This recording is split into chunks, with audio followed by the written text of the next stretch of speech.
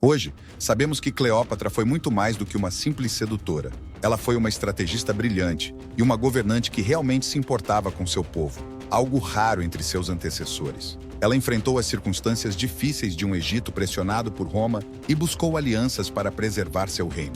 E assim, sob séculos de estereótipos, emerge a verdadeira Cleópatra, uma das mulheres mais poderosas e inteligentes da história. Cleópatra. O que vem à mente quando ouvimos esse nome? Talvez uma rainha egípcia deslumbrante que conquistou o coração dos maiores generais romanos. Pelo menos é assim que Shakespeare e muitas das histórias populares contam sua vida. A ideia que passou é a de uma mulher que usou sua beleza e sedução para manipular e destruir poderosos, até o fim trágico com uma serpente. Fácil de entender, certo? Bom, não é bem assim. Para começar, não temos registros egípcios diretos sobre Cleópatra. O que sabemos vem quase todo de fontes romanas, ou seja, dos próprios inimigos dela. Isso significa que sua história muitas vezes foi distorcida, relegando-a ao papel de sedutora, como se fosse uma mulher que usava apenas seu charme e não tivesse inteligência, estratégia ou liderança. Mas, na verdade, a vida de Cleópatra foi muito mais complexa e fascinante do que os estereótipos fazem parecer. Então, para realmente entender quem foi Cleópatra, vamos voltar no tempo.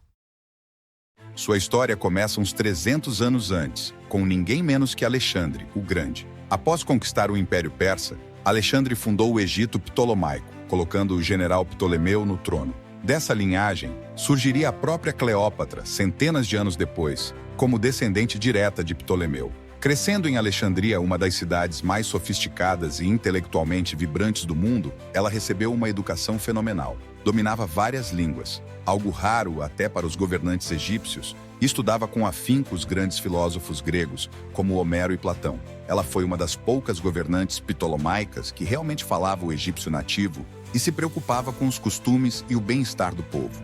Com a morte de seu pai, Cleópatra assumiu o trono, mas teve que dividir o poder com seu irmão mais novo. Não demorou para que disputas pelo poder surgissem entre eles. Quando ela foi exilada do Egito, uma guerra civil estava em andamento em Roma, entre Júlio César e Pompeu.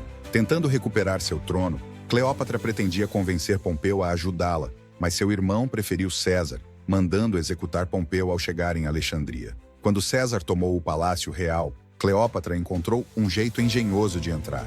Enrolada em um tapete ou mais provavelmente em um saco de roupas, ela conseguiu ter uma audiência com ele. Ao contrário do que muitos pensam, Cleópatra e César não começaram um romance de imediato. Ela precisava de um aliado, não de um amante. César viu que Cleópatra era uma governante capacitada e inteligente e escolheu apoiá-la em vez de seu irmão. Durante 6 meses, eles ficaram juntos no palácio sitiado até que César derrotasse o exército de Ptolomeu. Depois da vitória, César e Cleópatra se aproximaram e ela deu à luz um filho chamado Cesarião. Mas, quando César foi assassinado, Cleópatra teve que buscar uma nova aliança para manter o Egito seguro. E foi aí que Marco Antônio entrou em cena.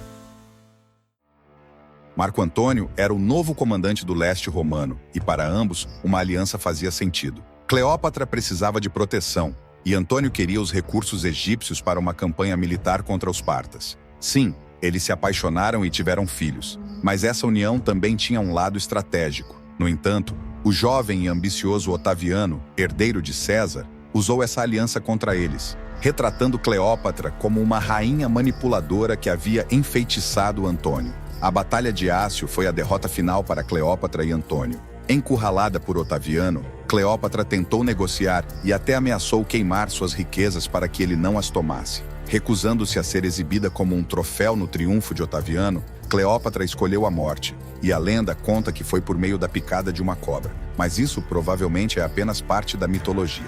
Cleópatra foi enterrada ao lado de Antônio, possivelmente em um túmulo em Alexandria que ainda não foi encontrado.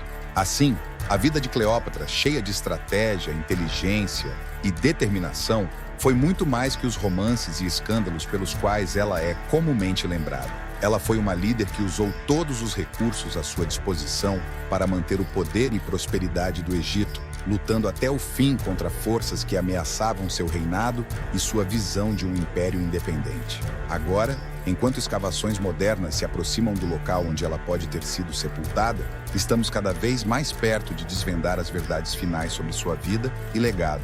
Um desfecho digno para uma das figuras mais fascinantes e subestimadas da história.